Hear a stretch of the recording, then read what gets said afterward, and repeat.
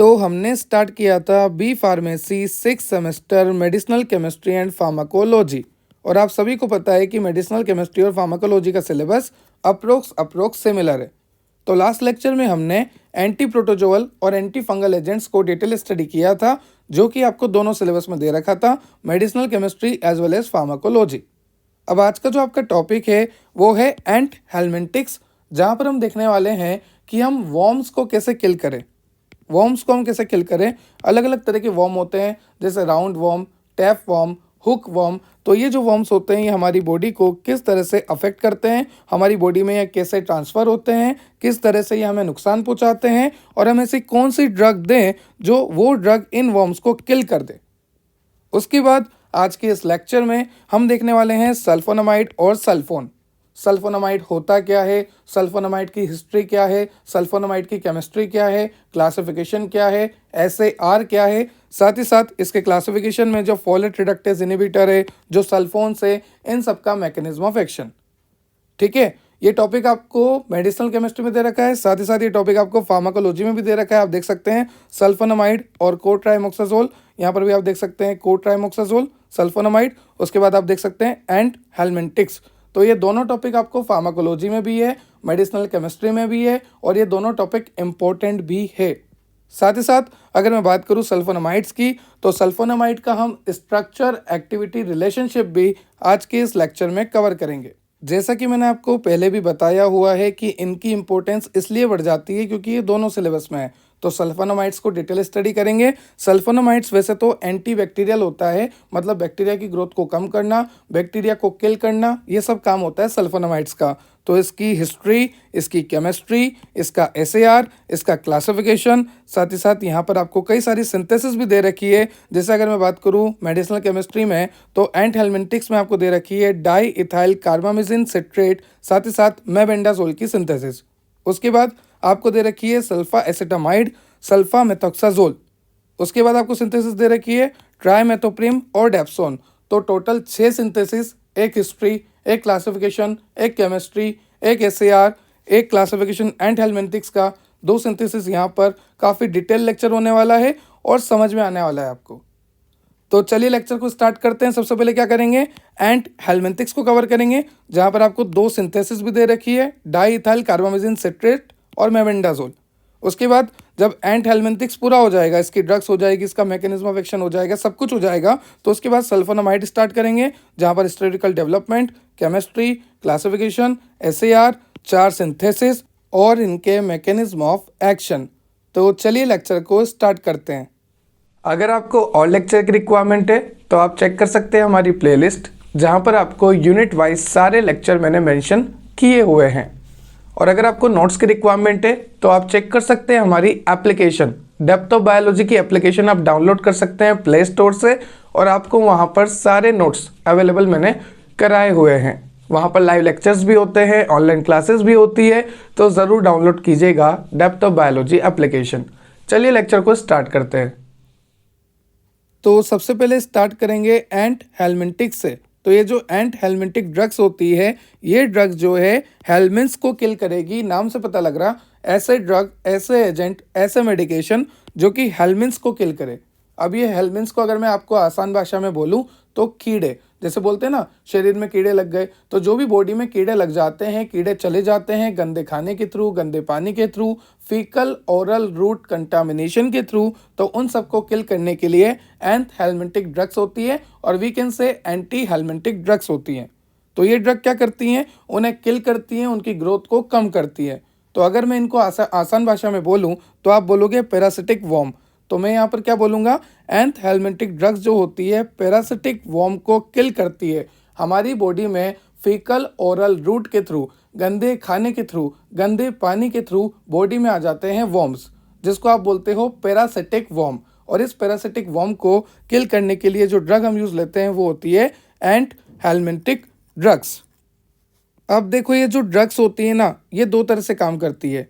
या तो ये पैरासिटिक वॉर्म को किल कर देगी, या फिर ये ड्रग पैरासिटिक वॉर्म को हमारी बॉडी से रिमूव आउट कर देगी, हमारी बॉडी से एक्सपेल आउट कर देगी।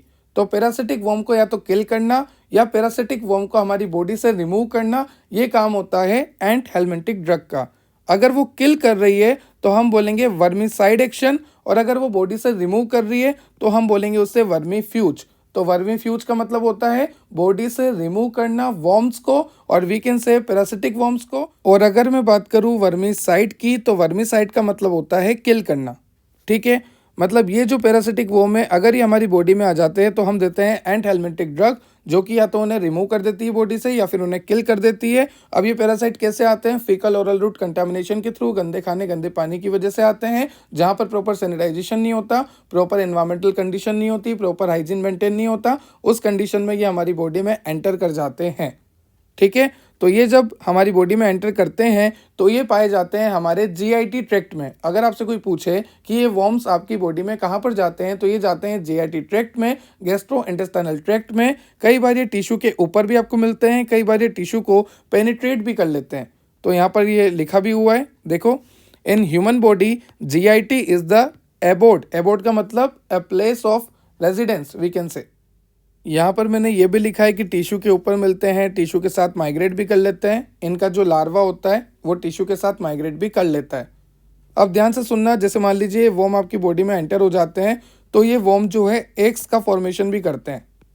ठीक है, ये खुद तो नुकसान करेंगे, साथ ही साथ ये एग भी बना लेते हैं, जो कि आगे जाके ये भी वर्म बना लेंगे और ये भी हमारी बॉडी को नुकसान करेंगे। तो जो वर्म आपकी बॉडी के अंदर गया वो एग का फॉर्मेशन करेगा, एग बनाएगा, और ये एग आगे जाके वर्म बनाएंगे और ये वर्म आपकी बॉडी को फिर से नुकसान पहुंचाएंगे। तो इस तरह से ये इन्फेक्शन फैलता रहता है। अब मैंने शुरू में यहाँ पर एक वर्ड यूज़ किया था पैरासिटिक। पैरासिटिक मैं इसलिए इसको बोल रहा हूँ क्योंकि ये जो वर्म होते हैं ये होस्ट की सेल पे डिपेंडेड होते हैं for their nutrition, for their survival, for their growth, for their multiplication. तो ये क्या करते हैं? होस्ट का न्यूट्रिशन लेते हैं। जो भी हम खाना खाते हैं हमें न्यूट्रिशन नहीं मिलता, वो सारा न्यूट्रिशन कौन लेने लग जाते हैं? वो सारा न्यूट्रिशन लेने लग जाते हैं आपके वर्म्स। तो ये वर्म्स बड़े खतरनाक होते हैं, एक का फॉर्मेशन भी करते हैं, साथ ही साथ जीआईटी में मिलते हैं, टिश्यू के ऊपर मिलते हैं। लार्वा इनका टिश्यू के साथ आगे भी बढ़ता रहता है, माइग्रेट कर लेता है। साथ ही साथ मैंने ये बात यहाँ पर मेंशन भी करी है, they harm the host by depriving him of food. मतलब हम जो खाना खा रहे हैं वो हमें नहीं लग रहा, बोलते हैं ना खाना नहीं लग रहा इसे, तो हमें नहीं लग रहा, वो सारा न्यूट्रिशन ग्लूकोज कौन यूज़ कर रहा है? आपका ये वर्म। साथ ही साथ ये ब्लड लॉस कराएगा, इंजरी कराएगा हमारे ऑर्गन में। और ये जो वर्म होता है ये वर्म टॉक्सिन रिलीज करता है, और ये टॉक्सिन जो है हमारे लिम्फेटिक सिस्टम को खराब करेगा, हमारे इंटेस्टाइन को खराब करेगा। तो ध्यान से सुन लो, एक तो ये हमें फूड से वंचित रखता है, डिप्राइविंग रखता है, मतलब सारा ग्लूकोज ये यूज़ करने लग जाता है इंस्टेड ऑफ आवर सेल। हमारी सेल यूज़ नहीं कर पा रही, इसकी सेल यूज़ करती है, ये यूज़ करने लग जाता है। साथ ही साथ ब्लड लॉस होता है, इंटरनल ब्लड लॉस, इंजरी होती है ऑर्गन्स में। और ये जो वर्म्स होते हैं ये टॉक्सिन रिलीज करते हैं, और ये टॉक्सिन जो है हमारे लिम्फेटिक सिस्टम, हमारे इंटेस्टाइनल सिस्टम के लिए खराब होते हैं, उन्हें डैमेज कोज करते हैं। हेलमिंथिक्स के लिए एक और खास बात कि हेलमिंथिक्स की वजह से काफ़ी कम डेथ होती है। हेलमिंथिक्स इतना गंदा इन्फेक्शन नहीं है कि आपको मार ही दे जान से, पर कई कंडीशन में फेटल भी होता है। कई रेयर कंडीशन में हेलमिंथिक्स जो है आपके वर्म जो हैं आपको किल भी कर सकते हैं, फेटल कंडीशन भी आ सकती है। तो ये सारी कंडीशन हमने हेलमिंथिक्स से रिलेटेड देखी कि हेलमिंथिक्स जो होता है कहाँ पर रहता है, कैसे फैलता है, जो एंटी हेलमिंथिक ड्रग्स होती हैं वो किस तरह से काम करती है, वर्मीसाइड, वर्मीफ्यूज।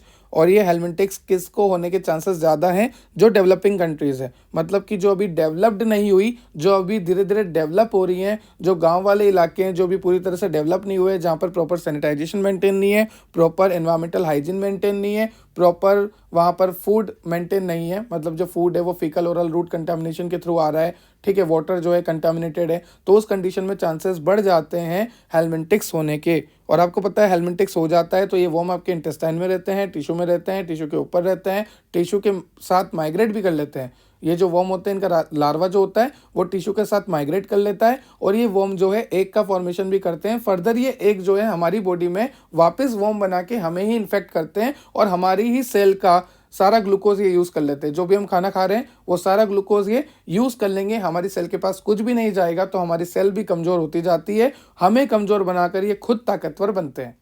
इसीलिए इसे पैरासाइट भी कहा गया है, क्योंकि ये होस्ट सेल पे डिपेंड रहता है। तो दे आर पैरासिटिक वर्म। अगर मैं इन वर्म्स का आपको फोटो दिखाऊं तो वर्म्स कैसे होते हैं आप देख लीजिए। ये है आपका round worm, whip worm, hook worm, tape worm, साथ ही साथ इनके इंचेस दे रखे हैं। ये जो वॉर्म्स होते हैं ये आपकी बॉडी में चले जाते हैं और आपको नुकसान पहुंचाते हैं, मैंने आपको बता दिया।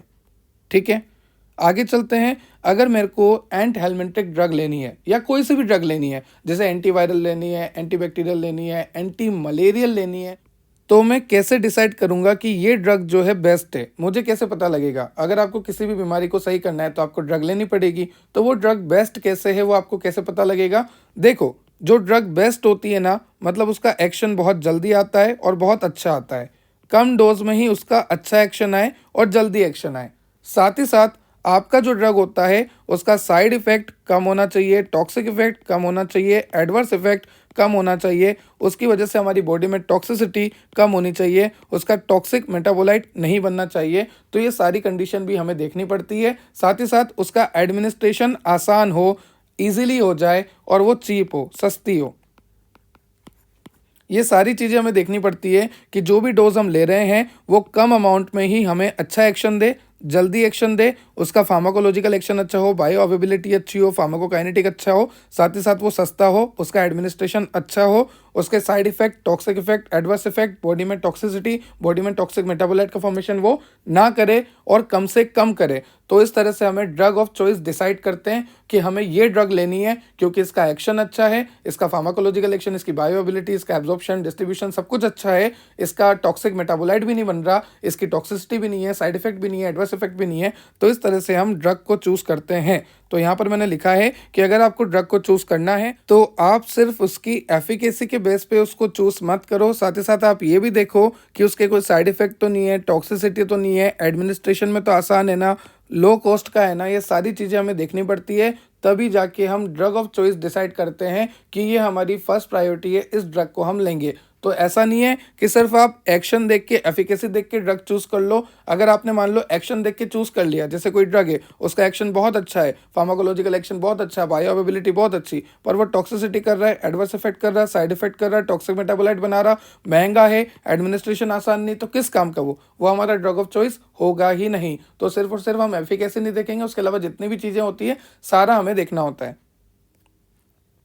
उसके बाद मैंने आपको लास्ट लेक्चर में जब मैंने आपको एंटी प्रोटोजोल पढ़ाया था तब मैंने आपको बताया था कि लोग जो हैं अभी भी खुले में शौच करते हैं, खुले में वॉशरूम उनके प्रॉपर होते नहीं है, तो वो खुले में ही अपना फीकल मैटर रिलीज आउट कर देते हैं। तो आप देख सकते हैं ये बंदा है, ये फीकल मैटर खुले में ही रिलीज आउट कर रहा है। अब अगर ये जब फिंगर वहाँ पर लगाएगा अपने एनएस के, अपने रिंग लेग स्ट्रक्चर पे, ठीक है, उसे वॉश आउट करने के लिए, तो हो सकता है अगर इसको बीमारी होगी तो यहाँ पर भी वो जो आपके वॉर्म से अटैच हो जाएंगे। उसके बाद ये जो फ्लाइज है ये भी आपके फीकल मैटर पे जाकर वॉर्म्स को लेकर आपके फूड पर जाकर बैठ सकती है। ये जो है आपके सॉइल में गया, सॉइल में जाने से ये आपके फल फ्रूट्स में आ सकता है।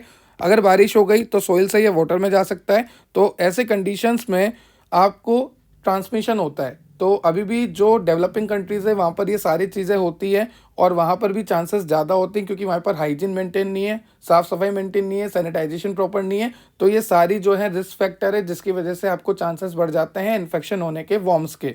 और वॉर्म्स मैंने आपको बता दिया इस तरह से वॉर्म्स होते हैं आपकी बॉडी में, round worm, whip worm, hook worm, tape worm और भी कई तरह के वॉर्म्स होते हैं। अगर मैं इनके सिम्टम्स की बात करूँ तो सिम्टम्स कई सारे हैं।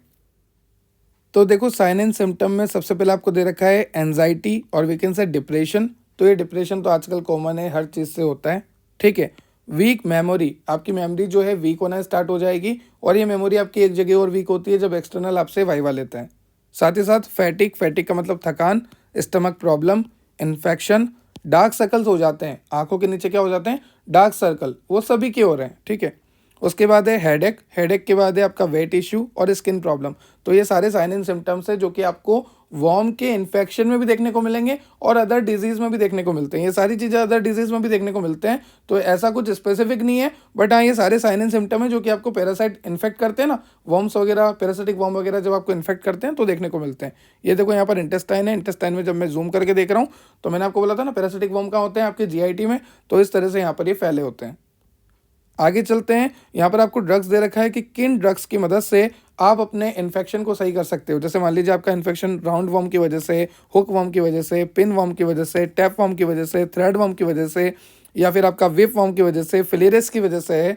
तो इनको, फिलेरियासिस को, टैप वॉर्म को, राउंड वॉर्म को, हुक वॉर्म को, पिन वॉर्म को कैसे आप सही कर सकते हैं, कौन सी दवाई आप लोगे, तो देखो, अगर मैं एंट हेलमिंटिक ड्रग्स के सबसे इंपॉर्टेंट एग्जांपल की बात करूं तो वो है एल्बेंडाजोल, मेबेंडाजोल, एल्बेंडाजोल, मेबेंडाजोल। आप देख सकते हैं सब कुछ सही कर देगा। Albendazole, albendazole, mebendazole, albendazole, albendazole सभी में है। तो सारे तरह के वॉर्म के इन्फेक्शन को ये ड्रग्स जो हैं सही कर सकती हैं। तो ये दोनों ड्रग बहुत ही ज़्यादा इंपॉर्टेंट है और इसी का मैकेनिज्म ऑफ एक्शन देखना है, क्योंकि चाहे टेप वॉर्म हो, राउंड वॉर्म हो, हुक वॉर्म हो, पिन वॉर्म हो, थ्रेड वॉर्म हो, फिलियराइसिस हो, सभी को ये सही कर देंगे आपके एल्बेंडाजोल और मेबेंडाजोल। तो आइए इनका मैकेनिज्म ऑफ एक्शन देखते हैं। ये हो गया इसका classification according to the treatment of infection. किसका क्लासिफिकेशन है? एंट हेलमिंटिक्स ड्रग का classification according to the treatment of infection. Now next हम देखने वाले हैं मेबेंडाजोल और एल्बेंडाजोल का मैकेनिज्म ऑफ एक्शन कि किस तरह से ये हमारे वॉर्म्स को किल करता है। तो सबसे पहले मैं आपको बात बता देता हूं इसके बारे में इंपॉर्टेंट।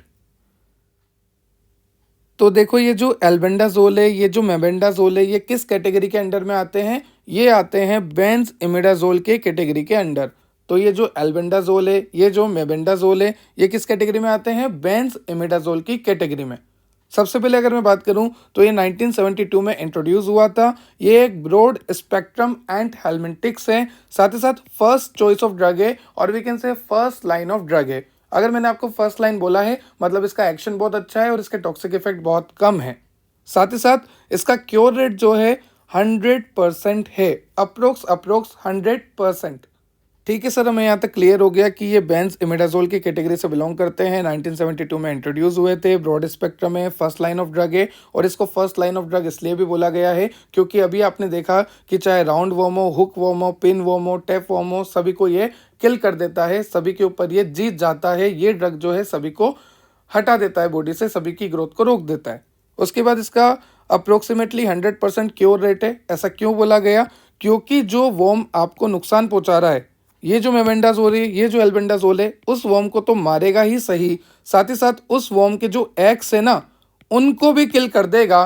तो ना रहेगा बास, ना बजेगी बांसुरी, मतलब कि ना रहेंगे एग, ना बनेगा वापस वॉर्म और ना होंगे हम इन्फेक्ट। तो वॉर्म्स को किल करेगा और हमारी बॉडी में जो वॉर्म्स के एग है उनको भी किल कर देगा ये एल्बेंडाजोल, मेबेंडाजोल, और इसी वजह से इसका अप्रोक्सीमेटली 100% क्योर रेट होता है।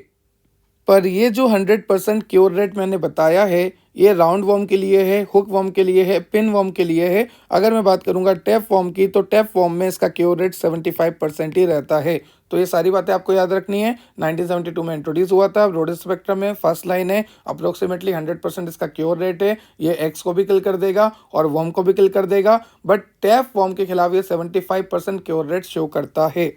और फिर मैंने आपको स्टार्टिंग में बताया था कि ये बेंज इमिडाजोल की कैटेगरी से बिलोंग करता है। तो चलिए देखते हैं इसका मैकेनिज्म ऑफ एक्शन। तो देखो, ये जो मेबेंडाजोल है, ये जो एल्बेंडाजोल है, ये आ जाता है पैरासाइट की बॉडी के अंदर, पैरासाइट के सेल के अंदर। बॉडी मतलब सेल की बात कर रहा हूँ। तो ये जो है सेल के अंदर एंटर हो जाता है और सेल में होता है ट्यूबुलिन प्रोटीन। किसका ट्यूबुलिन प्रोटीन है? ये पैरासाइट का ट्यूबुलिन प्रोटीन है। एक बात ध्यान रखना, ये जो मेबेंडाजोल है, ये जो एल्बेंडाजोल है, ये हमारी सेल के ट्यूबुलिन प्रोटीन के साथ रिएक्ट नहीं करते। मतलब होस्ट के सेल के ट्यूबुलिन प्रोटीन के साथ ये बाइंड नहीं होंगे, क्योंकि ये जो होते हैं हाईली स्पेसिफिक होते हैं किसके प्रति? ट्यूबुलिन के प्रति। किसके ट्यूबुलिन के प्रति? पैरासाइट के ट्यूबुलिन के प्रति। तो यहाँ पर मैंने लिखा भी है, and it is 400 time more specific for parasite as compare to host tubulin. हमारे ट्यूबुलिन के साथ बाइंड नहीं करेंगे। किसके ट्यूबुलिन के साथ बाइंड करेंगे? पैरासाइट के ट्यूबुलिन प्रोटीन के साथ बाइंड करेंगे। और अगर ये ट्यूबुलिन प्रोटीन के साथ बाइंड कर लेंगे तो सही से ट्यूबुलिन प्रोटीन बनेगा नहीं, तो उसके आगे माइक्रोट्यूब्यूल नहीं बनते। क्या नहीं बनते? माइक्रोट्यूब्यूल। और अगर माइक्रोट्यूब्यूल नहीं बनेंगे तो साइटोस्केलेटन सही से मेंटेन नहीं रहेगा, सेल डिवीजन सही से नहीं होगा, क्योंकि माइक्रोट्यूब्यूल से माइटोसिस भी रेस्पॉन्सिबल होता है, माइटोसिस भी अफेक्ट होता है। तो ये सारी बातें ध्यान रखना। जो मेबेंडाजोल होता है, एल्बेंडाजोल होता है, ये आपके ट्यूबुलिन प्रोटीन के साथ जुड़ जाता है। पैरासाइट का जो ट्यूबुलिन प्रोटीन है उसके साथ ये बाइंड होता है और बाइंड होने के बाद ट्यूबुलिन प्रोटीन को इनएक्टिवेट कर देता है, जिसकी वजह से आगे माइक्रोट्यूब्यूल नहीं बन पाता। और अगर माइक्रोट्यूब्यूल नहीं बनेगा तो ना बनेगा साइटोस्केलेटन, ना होगा सेल डिवीजन, ना होगा माइटोसिस। और साइटोस्केलेटन ना बनने का मतलब है कि सेल अपनी प्रॉपर शेप को मेंटेन नहीं कर पाएगा। पहले इस तरह से था और अब इस तरह से। देखो मैंने इस बात को यहाँ पर भी लिखा हुआ है कि माइक्रोट्यूब्यूल का फॉर्मेशन नहीं होगा तो साइटोस्केलेटन सही से नहीं बनेगा। साथ ही साथ यहाँ पर मेटाबॉलिक एक्टिविटी भी अफेक्ट हो जाती है। ट्यूबुलिन अफेक्ट हो गया, माइक्रोट्यूब्यूल अफेक्ट हो गया, साइटोस्केलेटन अफेक्ट हो गया, मेटाबॉलिक एक्टिविटी अफेक्ट हो गई। साथ ही साथ ये जो मेबेंडाजोल है, एल्बेंडाजोल है, ये क्या करता है, ग्लूकोज के अपटेक को भी इनहिबिट कर देता है। मैंने आपको लेक्चर के स्टार्टिंग में बताया था कि जो आपका पैरासाइट है, जो आपका वॉर्म है, ये होस्ट की सेल पर डिपेंड रहता है, ग्लूकोज को लेता है।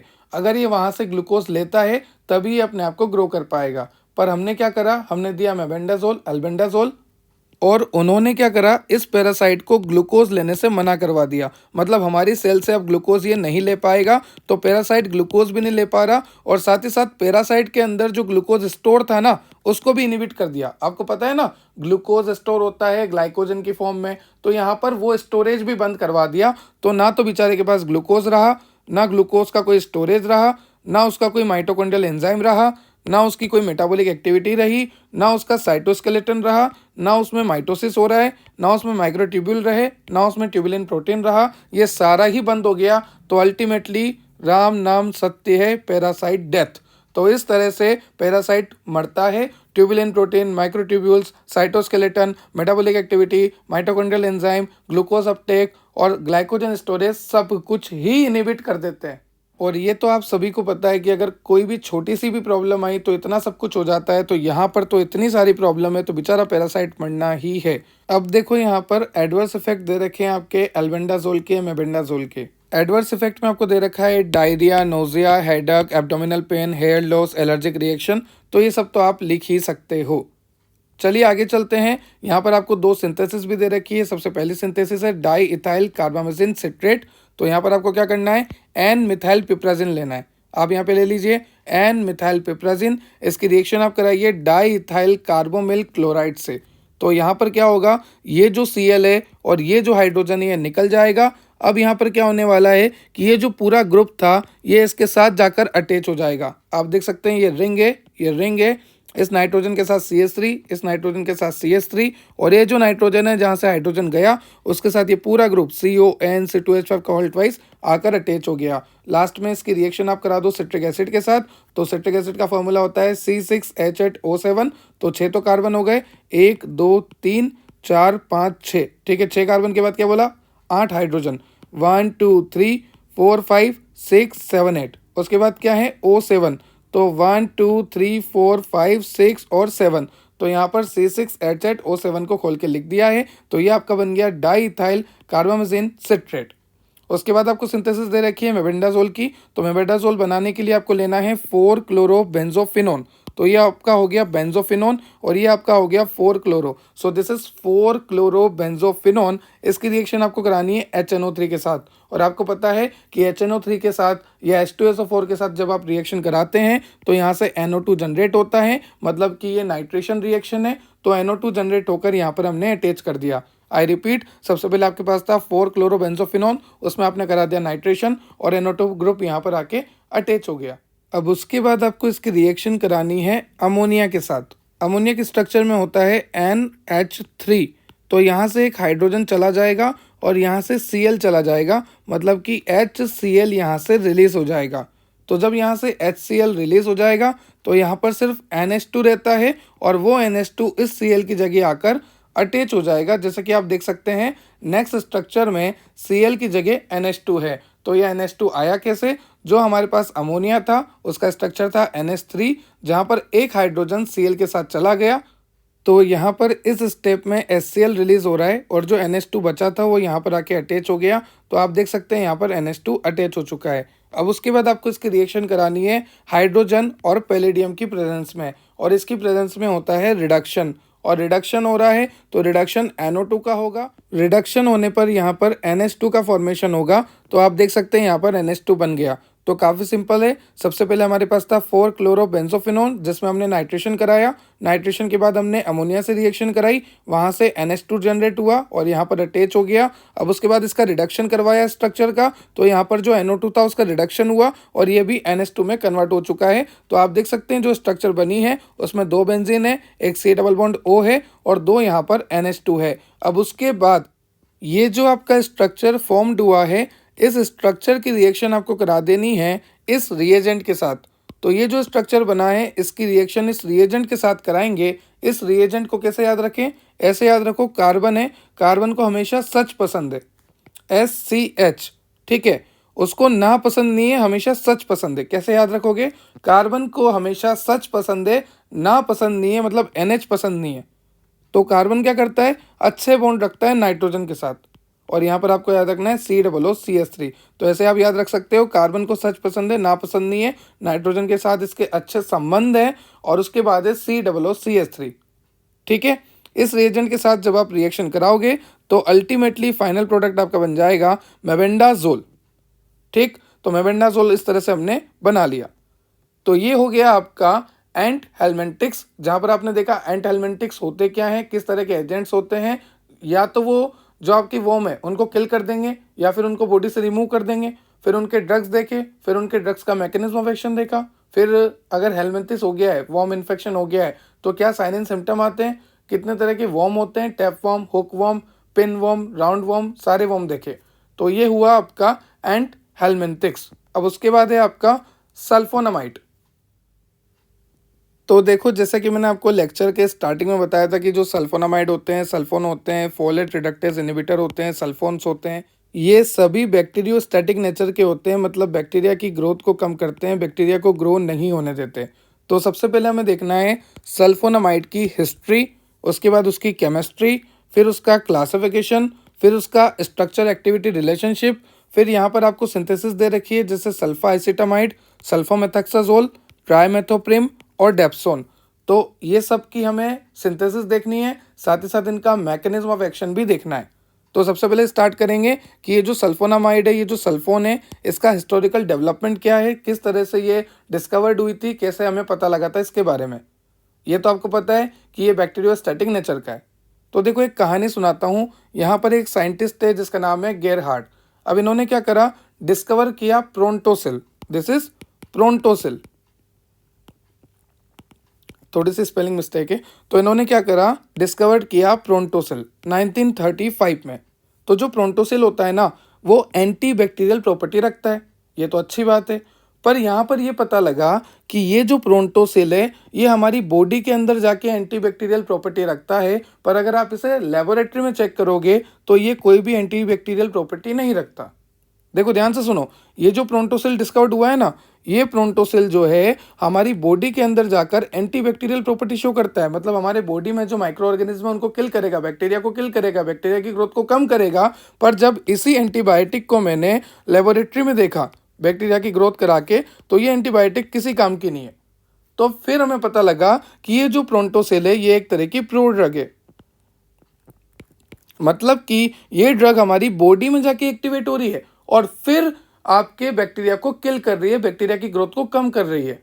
क्लियर हुआ आपको? तो जो आपका प्रोन्टोसिल होता है वो एक तरह का प्रो ड्रग है। आई रिपीट, प्रोन्टोसिल एक प्रो ड्रग है। कैसे पता लगा? क्योंकि ये जो ड्रग है ये आपके इन विट्रो कंडीशन में, मतलब लेबोरेटरी वाली कंडीशन में कोई भी एक्शन शो नहीं कर रही थी, पर ये हमारी बॉडी में जाने के बाद इसका कुछ ना कुछ कन्वर्जन हुआ होगा, तभी जाके ये एक्टिव फॉर्म में कन्वर्ट हुई और तभी जाके ये हमारे बैक्टीरिया की ग्रोथ को रोक रही है। तो यहाँ पर ये बात पता लग गई कि जो प्रोन्टोसिल है वो एक प्रो ड्रग है जो कि एंटीबैक्टीरियल की प्रॉपर्टी रखती है। हमारी बॉडी में जाने के बाद क्या होता है इस ड्रग के साथ, जैसे ही ये ड्रग हमारी बॉडी में जाती है, इंटेस्टाइन में जाती है, इंटेस्टाइन में जो बैक्टीरिया होते हैं इस प्रोन्टोसिल को कन्वर्ट कर देते हैं सल्फानिलामाइड में, और असल में जो एंटीबैक्टीरियल प्रॉपर्टी होती है वो होती है सल्फानिलामाइड की। ये बात आपको क्लियर हो गई? तो ध्यान रखना, प्रोन्टोसिल एक तरह का प्रो ड्रग है जो कि हमारी बॉडी में जाने के बाद, इंटेस्टाइन में जाने के बाद बैक्टीरिया के प्रेजेंस में कन्वर्ट होता है सल्फानिलामाइड में और वो एंटीबैक्टीरियल एक्टिविटी रखता है।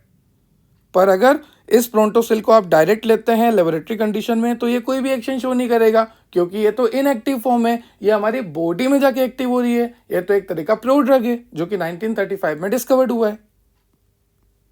उसके बाद क्लासिफिकेशन की अगर मैं बात करूं तो एजेंट्स जो कि एब्जॉर्ब भी जल्दी हो जाते हैं और एक्सक्रीट आउट भी जल्दी हो जाते हैं, वो यहाँ पर आपको एग्जांपल दे रखे हैं। और ऐसे एजेंट जो एब्जॉर्ब जल्दी हो जाते हैं पर एक्सक्रीट आउट स्लोली होते हैं, तो उनकी एग्जांपल भी आपको यहाँ पे दे रखे हैं। कुछ होते हैं लॉन्ग एक्टिंग, कुछ होते हैं अल्ट्रा लॉन्ग एक्टिंग, कुछ होते हैं शॉर्ट एक्टिंग, कुछ होते हैं इंटरमीडिएट एक्टिंग। तो जल्दी एब्जॉर्ब होना, जल्दी रिलीज होना, जल्दी एब्जॉर्ब होना, धीरे धीरे एक्सक्रीट होना, उस तरह से हमने ड्रग को यहाँ पे क्लासिफाई कर रखा है सल्फोनिलामाइड्स को, और वी कैन से सल्फोनामाइड्स को। तो ये हिस्ट्री क्लियर हो गई। दिस इज हिस्ट्री कि किसने डिस्कवर्ड करी, कब डिस्कवर्ड करी, प्रोंटोसिल क्या है, इन वीवो की कंडीशन में कैसे ये एंटीबैक्टीरियल प्रॉपर्टी देती है, इन विट्रो में क्यों नहीं देती। उसके बाद ये इसका क्लासिफिकेशन हो गया। और अगर मैं बात करूँ आपके सल्फोनामाइड्स की, तो मैंने आपको ये तो बता दिया कि ये बैक्टीरियोस्टैटिक नेचर के होते हैं, बैक्टीरिया की ग्रोथ को कम करते हैं। पर कैसे, आपको ये पता है ना कि बैक्टीरिया को अगर ग्रोथ कम करनी है या बैक्टीरिया को किल करना है, तो या तो सेल वॉल किल करो उनकी, सेल मेम्ब्रेन को हटाओ, डीएनए आरएनए को हटाओ, प्रोटीन को हटाओ। तो ये किस तरह से काम करेंगे, क्या ये सेल वॉल हटाएंगे, सेल मेम्ब्रेन हटाएंगे, डीएनए आरएनए हटाएंगे या प्रोटीन हटाएंगे। तो ध्यान से सुनो, ये जो है डीएनए आरएनए के बनने को रोकेंगे। जब सेल में डीएनए आरएनए बनेगा ही नहीं, तो आगे जाके प्रोटीन नहीं बनेगा, कई सारे मेटाबॉलिक एक्टिविटीज नहीं होगी, सेल वॉल तक का फॉर्मेशन नहीं होगा, फिर आगे ऐसे कंटिन्यू ये चलता जाएगा और बैक्टीरिया जो है मर जाएगा, या बैक्टीरिया की जो है ग्रोथ कम हो जाएगी। तो ये बैक्टीरियोस्टैटिक होते हैं। शुरू में तो ये बैक्टीरिया की ग्रोथ को कम करते हैं, पर अगर इनका कॉम्बिनेशन देते हैं तो बैक्टीरियोसीडियल एक्शन भी ये शो करते हैं। जैसे कि अगर मैं एक एग्जाम्पल दूं, तो आप यहाँ पर देख सकते हैं सल्फामेथक्साजोल और ट्राइमेथोप्रिम, ये दोनों जो है ना बैक्टीरियोस्टैटिक हैं अगर अलग अलग दिया जाए तो।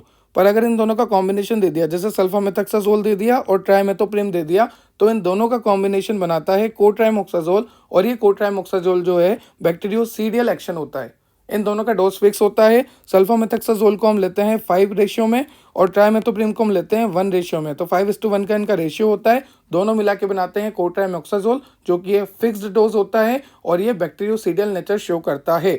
तो अकेले अकेले तो ये बैक्टीरियोस्टैटिक है, पर कॉम्बिनेशन में ये बैक्टीरियोसीडियल प्रॉपर्टी भी शो करते हैं, जैसे सल्फोमेथक्साजोल प्लस ट्राइमेथोप्रिम 5:1 रेशियो।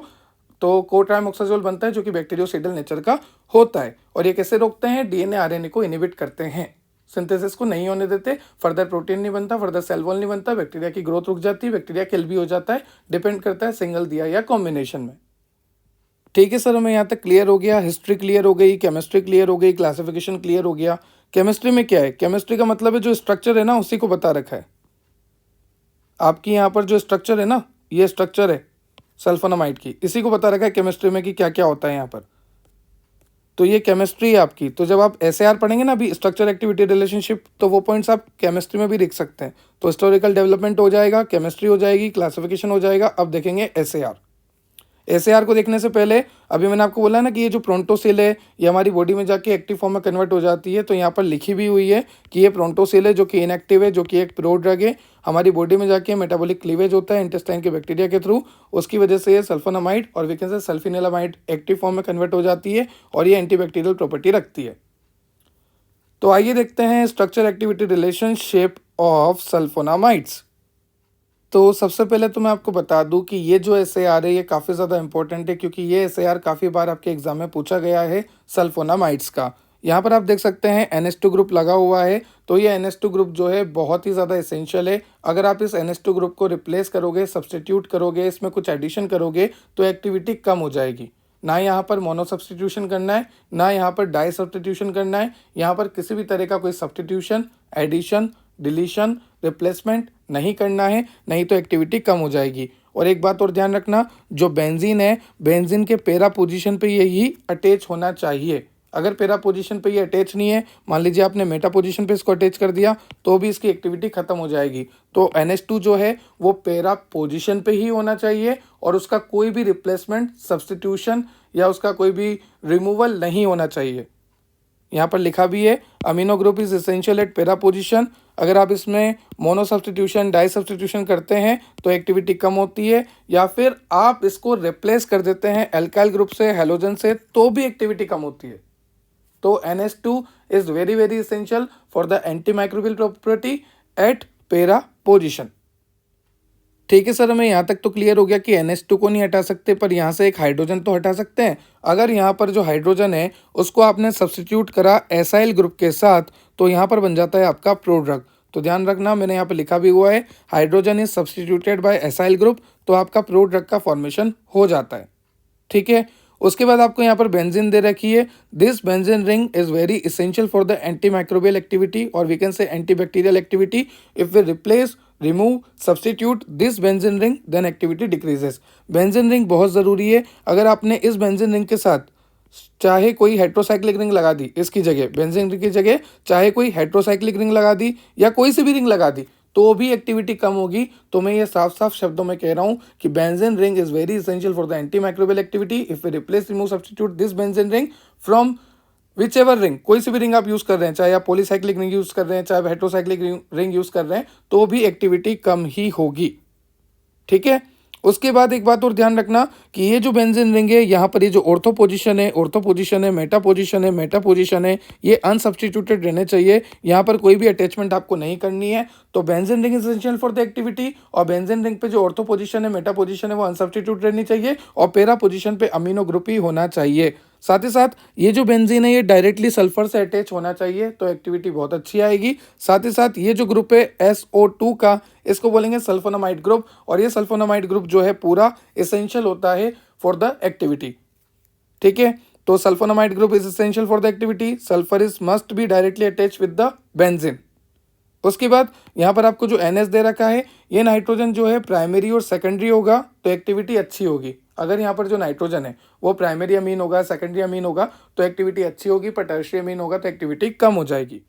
उसके बाद आपको यहाँ पर R ग्रुप दे रखा है। अगर आप इस R ग्रुप की जगह हाइड्रोजन लगाते हैं या कोई एरोमेटिक रिंग लगाते हैं या कोई हेट्रोसाइक्लिक रिंग लगाते हैं तो यहाँ पर आपको एक पोटेंट कंपाउंड मिलता है, बहुत ही अच्छा कंपाउंड आपको यहाँ पे देखने को मिलता है। तो मैं रिपीट कर देता हूँ, NH2 is very essential at para position. If we replace remove substitute this NH2 group और we can say this amino group from the para position then activity decreases. ना मोनो सब्स्टिट्यूशन, ना di substitution, किसी भी तरह का कोई substitution नहीं, ना यहाँ पे एल्काइल लगाना, यहाँ पे हेलोजन लगाना, कुछ भी नहीं लगाना, जो है वही ठीक है। उसके बाद यहाँ पर जो हाइड्रोजन है, अगर आप इसे एसाइल ग्रुप से सब्स्टिट्यूट करते हैं एक हाइड्रोजन को, तो यहाँ पर आपको एक प्रो ड्रग देखने को मिलेगा। उसके बाद this benzene ring is very essential for the activity. इस बेंजीन रिंग को भी किसी के साथ रिप्लेस नहीं करना, ना किसी हेट्रोसाइक्लिक रिंग के साथ, ना किसी एरोमेटिक पॉलीसाइक्लिक रिंग के साथ। और यहाँ पर ये जो मेटा पोजीशन है, यहाँ पर ये जो ऑर्थो पोजीशन है, ये जो है अनसब्स्टिट्यूटेड रहनी चाहिए। यहाँ पर किसी भी तरह का कोई भी सब्स्टिट्यूशन आपको नहीं करना, ना कुछ ऐड करना, ना कुछ डिलीट करना, कुछ भी नहीं करना, जो है जैसा है वैसा रहने दो। उसके बाद ये जो सल्फर है ये डायरेक्टली अटैच होना चाहिए बेंजीन रिंग के साथ, तो एक्टिविटी अच्छी होगी। साथ ही साथ sulphonamide group is very essential for the activity. Nitrogen जो है यहाँ पर अमाइन में वो 1 डिग्री 2 डिग्री होगा तो एक्टिविटी अच्छी होगी। जो R ग्रुप है इसकी जगह अगर आप हाइड्रोजन लगाओगे, एरोमेटिक या हेट्रोसाइक्लिक रिंग लगाओगे तो आपको एक पोटेंट कंपाउंड देखने को मिलेगा। साथ ही साथ यहाँ पर ये जो हाइड्रोजन है, इस हाइड्रोजन को रिप्लेस नहीं करना है, नहीं तो एक्टिविटी कम हो जाएगी। तो ये पूरा आपको मैंने SAR डिटेल में बता दिया सल्फोनामाइड का। ये सारी थ्योरी यहाँ पर लिखी हुई है। अब देखते हैं मैकेनिज्म ऑफ एक्शन। तो देखो यहाँ पर जो सल्फोनामाइड है, सल्फोन है या फोलेट रिडक्टेज इनहिबिटर है या सल्फोन है, ठीक है। तो जैसे मान लीजिए आपको इसका मैकेनिज्म ऑफ एक्शन पूछ लिया कि सल्फा एसिटामाइड का मैकेनिज्म ऑफ एक्शन क्या है, तो जो सल्फोनामाइड का है ना वही इसका है। अब जैसे मान लीजिए आपको यहाँ पर पूछ लिया ट्राइमेथोप्रिम का मैकेनिज्म ऑफ एक्शन क्या है, तो ये किसके अंदर आता है, फोलेट रिडक्टेज इनहिबिटर के अंदर।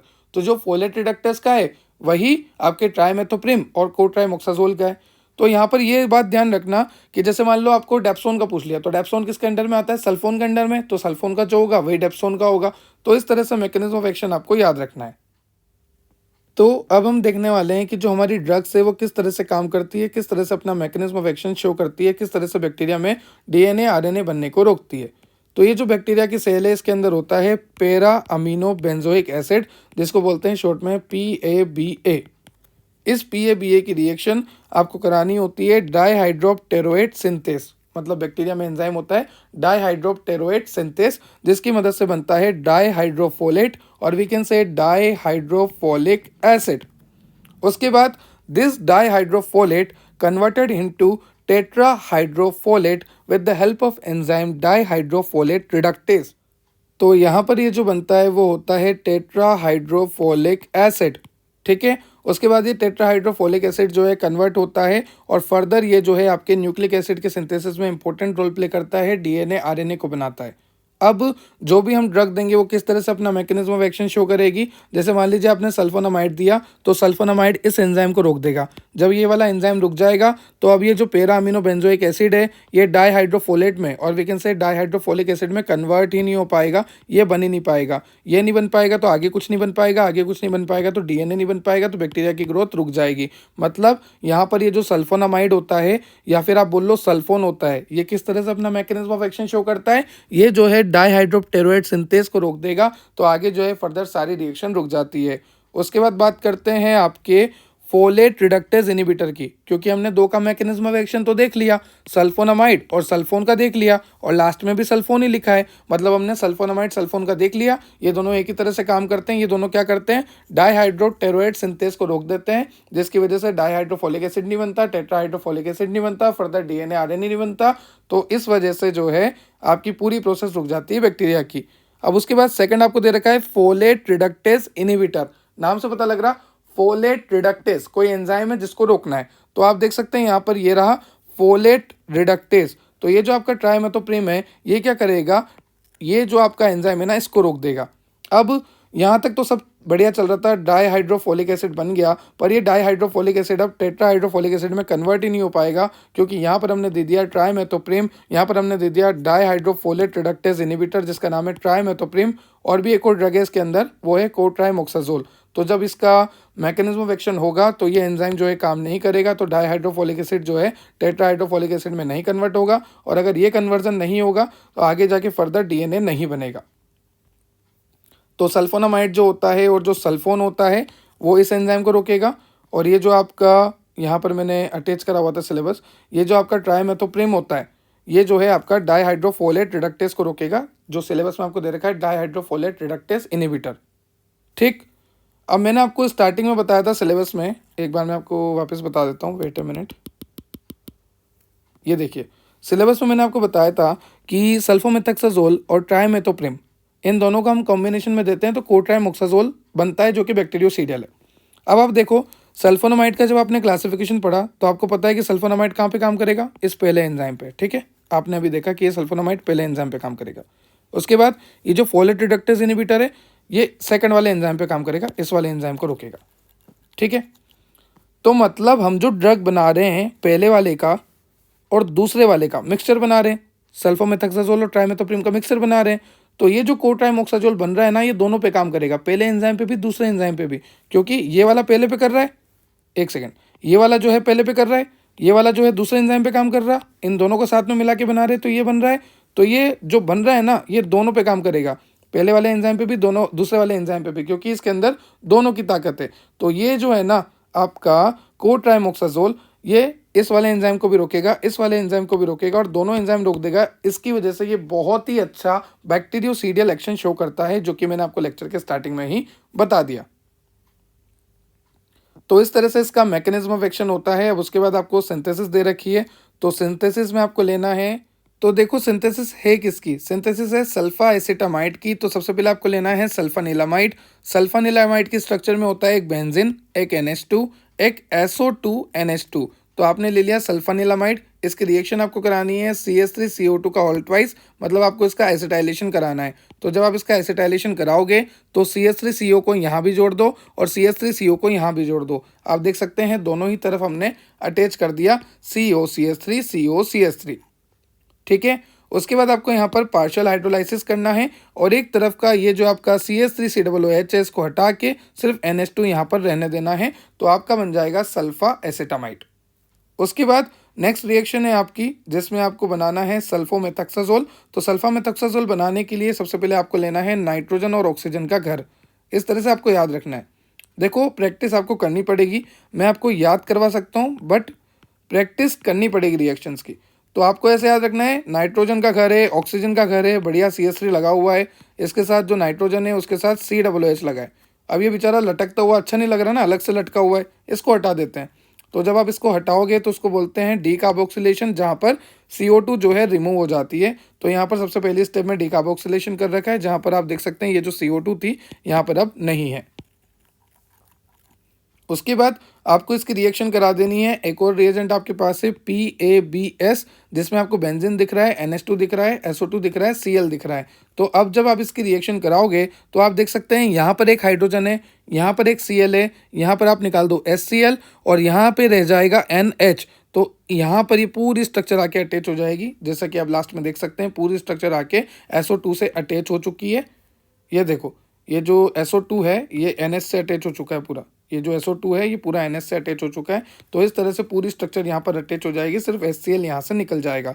तो काफ़ी सिंपल है। पहले नाइट्रोजन ऑक्सीजन का घर बनाना है, जिसमें CH3 रहता है, नाइट्रोजन रहता है, पर ये COOH लटका हुआ है, तो इसको CO2 निकाल दो। जैसे आप CO2 निकालोगे, इसके साथ आपकी रिएक्शन करा देनी है PABS के साथ। फाइनली क्या होगा, यहाँ पर सिर्फ HCl निकालना है और जो भी ये है पूरा अटैच कर देना है, तो आपका बन जाएगा सल्फोमेथाक्साजोल। ठीक है। उसके बाद फोलेट रिडक्टेस इनहिबिटर का काम मैंने आपको बता ही दिया। यहाँ पर ये वाला एंजाइम रुक जाएगा। इसमें सिंथेसिस किसकी दे रखी है, सिंथेसिस इसमें दे रखी है आपको ट्राइमेथोप्रिम की, और ये सिंथेसिस इंपॉर्टेंट भी है और थोड़ी लेंदी भी है, तो इसको ध्यान से समझो।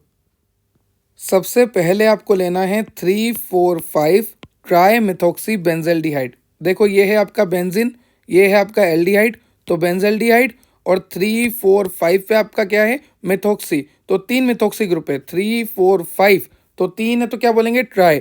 तो 3,4,5 ट्राई मेथोक्सी और बेंजीन के साथ क्या है, एल्डिहाइड। तो 3,4,5 ट्राई मेथोक्सी बेंजेल्डिहाइड की रिएक्शन आपको करानी है ZnHCl के साथ। तो यहाँ पर क्या होगा, सबसे पहले आपको अल्कोहल देना है। अब अल्कोहल ज़्यादा देर तक नहीं दे सकते, थोड़ी बहुत ठीक है, थोड़ा बहुत चलता है, ठीक है। तो अल्कोहल देने के बाद आपने यहाँ पे Cl देना है। तो देखो कुछ भी नहीं है, सबसे पहले जो यहाँ CH होता ना, इसके साथ OH लगा दिया, ये एल्डिहाइड को हटा के अल्कोहल ग्रुप लगा दिया। फिर अब अल्कोहल ज़्यादा अच्छी बात है क्या, नहीं नहीं अच्छी बात नहीं है, तो Cl लगा दो। और रिएजेंट क्या यूज़ लेना है, SOCl2। तो आप देख सकते हैं आपको 3 स्टेप बहुत आसानी से याद हो गई। सबसे पहले जो एल्डिहाइड था उसका अल्कोहल कर दो, और जो अल्कोहल था उसका अल्कोहल ज़्यादा देर अच्छी बात नहीं, तो Cl लगा दो। ठीक। अब आपको यहाँ पे रिएक्शन करानी है, कार्टून नेटवर्क नहीं है, ये साइनाइड है, ठीक है। CnCH2COOC2H5, बोलो मेरे साथ, CnCH2COOC2H5। तो इस तरह से आपको रिएजेंट याद रखना है। तो यहाँ पर आप देख सकते हैं ये जो क्लोरीन है और ये जो Cn है, ये CnCl निकल जाएगा। अब यहाँ पे ये जो देख सकते हैं आप CH2COOC2H5, ये पूरा ग्रुप आके इससे अटैच हो जाएगा। आप देखिए यहाँ पर CH2COOC2H5, ये पूरा ग्रुप जो है CH2 से आके अटैच हो गया। और यहाँ पर ये सब कुछ सेम है, ये OCH3 OCH3 OCH3, और यहाँ तक तो अभी तक सब कुछ सिमिलर चल रहा है, बस थोड़ा मोटा चेंज हुआ है जो मैंने आपको बता दिया। एल्डिहाइड से अल्कोहल, अल्कोहल से क्लोरीन, क्लोरीन के बाद आगे चलते हैं। तो यहाँ पर रिएक्शन करा दी CnCH2COOC2H5 से, तो CnCl निकल गया, बाकी ये CH2COOC2H5 इस C से जुड़ गया, कार्बन से जुड़ गया है। अब आगे देखिए, अब आगे आपको रिएक्शन करानी है NaOH के साथ और COOC2H5 के साथ। आई रिपीट, COOC2H5 और NaOH के साथ जैसे ही आप रिएक्शन कराएंगे तो आपको मैं याद रखने का तरीका बता रहा हूँ। देखो benzene OCH3 OCH3 OCH3, benzene OCH3 OCH3 OCH3, similar है। कार्बन कार्बन, अभी तक सब कुछ सिमिलर है। अब देखो ये जो कार्बन है ना, ये रहा वो कार्बन। अब इसके साथ क्या है, COOC2H5, तो एज इट इज जोड़ दो COOC2H5। अब आपको पता है कार्बन के कितने बॉन्ड होते हैं, 4, तो एक बॉन्ड तो इससे बन जाएगा और एक बॉन्ड इससे बन चुका है। अभी भी 2 बॉन्ड की कमी है, तो यहाँ पर आप देख सकते हैं डबल बॉन्ड इसलिए लगाया हुआ है, ठीक है। तो यहाँ पर ये डबल बॉन्ड का यूज़ किया है, और यहाँ पे CH और OH ऐसे याद रख के यहाँ पर आप लिख सकते हैं। ये सिर्फ याद रखने का पर्पस है, ऐसा मैकेनिज्म होता नहीं, पर याद रखने के लिए बता रहा हूँ। बेंजीन का benzene OCH3 OCH3 OCH3, benzene का benzene OCH3 OCH3 OCH3, carbon का कार्बन, ये कार्बन का ये कार्बन, और इस कार्बन से ये पूरा ग्रुप ऊपर की तरफ अटैच कर दिया, और इस कार्बन के साथ हाइड्रोजन, फिर इस ऑक्सीजन के साथ हाइड्रोजन यहाँ पर अटैच कर दिया, और आगे हम चलते हैं। अब यहाँ पर आगे दे रखा है साइक्लाइजेशन। तो देखो साइक्लाइजेशन है, मतलब कहीं ना कहीं साइकिल कंप्लीट होने वाली है। तो आपको यह ध्यान रखना है, बेंजीन का बेंजीन है, यहाँ पर तीनों OCH3 एज इट इज़ है, कार्बन का कार्बन एज इट इज़ है। आप देख सकते हैं बेंजीन का बेंजीन है, तीनों OCH3 है, कार्बन का कार्बन है, यहाँ तक तो सब कुछ सिमिलर है। अब उसके बाद साइक्लाइजेशन है ना, तो आप ऐसे याद रखिए कि नाइट्रोजन का 2 घर वाला घर बनाना है यहाँ पर, ठीक है। इस तरह से नाइट्रोजन का आपको घर बनाना है। ऊपर लगा दो अल्कोहल, क्योंकि आज के टाइम पे सब स्टार्ट कहाँ से कर रहे हैं, अल्कोहल से कर रहे हैं, और NH2 नीचे लगा दो। ये सिर्फ याद रखने के पर्पज से बता रहा हूँ, ठीक है। तो ऊपर ही ऊपर रखो अल्कोहल को, कई लोग तो रखते भी हैं, बैक बेंचर तो स्पेशली एग्जाम से एक दिन पहले, लेक्चर बाद में देखेंगे, पहले ये चलेगा उनका। तो इसी को टॉप पे रख देना, नीचे NH2 रख देना। इसकी रिएक्शन जब आप POCl3 के साथ कराओगे, किसके साथ? POCl3 के साथ। तो मैंने आपको बोला ना अल्कोहल ज़्यादा देर अच्छा नहीं लगता, तो लगा दो क्लोरीन।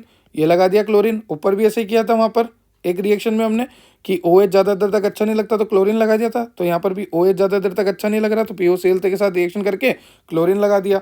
अब फाइनल स्टेप होने वाली है। अब यहाँ पर क्या करने वाले हैं हम, देखो बहुत ही इजी स्टेप है। ये जो NH3 है इसको अगर मैं देखूँ तो हाइड्रोजन हाइड्रोजन हाइड्रोजन इस तरह से है। एक हाइड्रोजन यहाँ से जाएगा, एक Cl यहाँ से जाएगा, तो यहाँ पर जाएगा सिर्फ और सिर्फ NH2, और ये NH2 जो है यहाँ पर आके अटैच हो जाएगा, तो ये NH2 अटैच हो गया। बाकी पूरी स्ट्रक्चर एज इट इज है, और ये आपका बन गया ट्राइमेथोप्रिम। तो इस तरह से ट्राइमेथोप्रिम की सिंथेसिस होती है। मैं वापस बोल रहा हूँ, प्रैक्टिस करना तभी बनेगा। समझ में तो आ गया होगा, इतना तो मैं श्योर हूँ।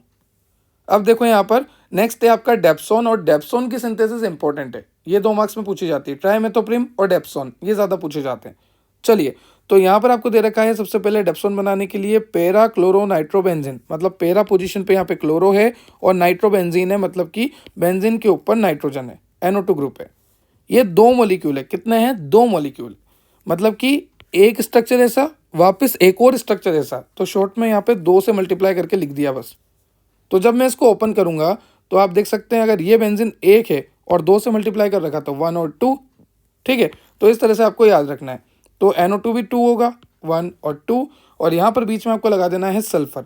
तो आपको ऐसे याद रखना है बेंजीन बेंजीन, बीच में लगा दो मेरा नाम शुभम, ऊपर डबल बॉन्ड O, नीचे डबल बॉन्ड O, इस तरफ NO2, तो इस तरफ भी NO2, और ये स्ट्रक्चर पहली वाली तैयार।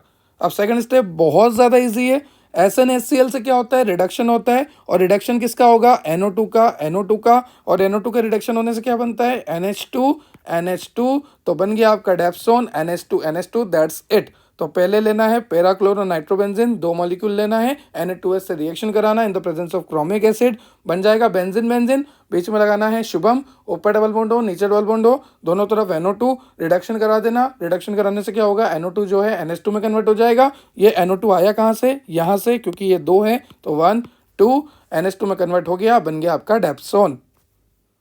तो ये था आज का आपका लेक्चर, जहाँ पर हमने डिटेल स्टडी देखी, कई तरह की सिंथेसिस देखी। जैसे हमने डेप्सोन की सिंथेसिस देखी, उससे पहले हमने ट्राइमेथोप्रिम की सिंथेसिस देखी, उससे पहले हमने यहाँ पर सल्फा एसिटामाइड की सिंथेसिस देखी, फिर हमने सल्फा मेथोक्साजोल की सिंथेसिस देखी, उससे पहले हमने सबका मैकेनिज्म ऑफ एक्शन देखा, कोट्राइमोक्साजोल कैसे बनता है वो भी देखा, किसका कॉम्बिनेशन होता है वो भी देखा, फिर हमने स्ट्रक्चर एक्टिविटी रिलेशनशिप देखी हमारे सल्फोनामाइड की, उससे पहले हमने केमिस्ट्री देखी, केमिस्ट्री से पहले हमने क्लासिफिकेशन, क्लासिफिकेशन से पहले हमने हिस्ट्री देखी, उससे पहले इंट्रोडक्शन, और उससे पहले हमने देखी थी 2 सिंथेसिस जहाँ पे था मेबेंडाजोल और डाई इथाइल कार्बामेजिन सिट्रेट। उससे पहले हमने देखा था कि ये जो मेबेंडाजोल है, एल्बेंडाजोल है, जो कि एंटी एल्मेंटिक ड्रग्स है, ये किस तरह से अपना मैकेनिज्म ऑफ एक्शन शो करती है। यहाँ पर आपको क्लासिफिकेशन दे रखा है एंटी एल्मेंटिक ड्रग्स का on the basis of treatment of infection. उससे पहले हमने देखा sign and symptom, different type of worms जो कि हमें इन्फेक्ट करते हैं और हमारी बॉडी में नुकसान करते हैं, ड्रग ऑफ चॉइस किसे कहते हैं, एंटी एल्मेंटिक ड्रग्स कैसी होती है, किस तरह से हम उन्हें प्रेफर करते हैं, चॉइस ऑफ ड्रग क्या होती है, किस तरह से वो हमारी बॉडी में वॉर्म जो है इन्फेक्शन कोज करता है, पैरासाइटिक नेचर कैसे शो करता है, सब कुछ डिटेल स्टडी करा है। तो आज के इस लेक्चर में यूनिट 4 हमारी कंप्लीट हो चुकी है मेडिकेम की। साथ ही साथ अगर आप कोलोजी ओपन करेंगे तो कोलोजी में यूनिट 2 में आपका सल्फोनामाइड और कोट्राइमोक्साजोल कंप्लीट हो चुका है, और कोलोजी की यूनिट 3 में आपका एंटी एल्मेंटिक कंप्लीट हो चुका है। तो ये था आज का आपका लेक्चर। अगर आपको नोट्स की रिक्वायरमेंट है तो आप डाउनलोड कर सकते हैं डेप्थोबायोलॉजी एप्लीकेशन। डेप्थोबायोलॉजी एप्लीकेशन आपको प्ले स्टोर पे मिल जाएगी, और अगर आप एप्पल यूज़र हैं तो आप जाइए ऐप स्टोर पे जाके आप डाउनलोड कीजिए माई इंस्टीट्यूट एप्लीकेशन, और वहाँ पर ORG कोड यूज़ कीजिएगा MULNO, ताकि आप रजिस्टर कर सकें अपने मोबाइल नंबर से, फिर आपको भी एक्सेस मिल जाएगा। इंस्टाग्राम टेलीग्राम से जुड़ जाना, क्योंकि इंस्टाग्राम टेलीग्राम पे मीम्स आते हैं, अपडेट्स आते हैं, पोल्स आते हैं, MCQ आते हैं, तो आपको अप टू डेट रहना है इंस्टाग्राम और टेलीग्राम पे। और ऐप से जुड़ने का क्या फ़ायदा है? नोट्स है, MCQ है, MCQ फ्री MCQs होते हैं जो कि आपको प्रैक्टिस करवाते हैं। फ्री MCQ आपको मिल जाएंगे जो कि आप प्रैक्टिस कर सकते हैं फर्दर जीपेट के लिए। थ्योरेटिकल बिल्कुल अलग होता है, MCQ लेवल बिल्कुल अलग होता है, तो ओवर कॉन्फिडेंस पे नहीं रहना चाहिए कभी भी MCQ को लेकर, तो कभी भी नहीं। Subscribe and share for more, ताकि ऐसी वीडियो मैं आपके लिए और लेकर आता रहूं। जय Shri Ram, have a nice day, have a good day, thank you.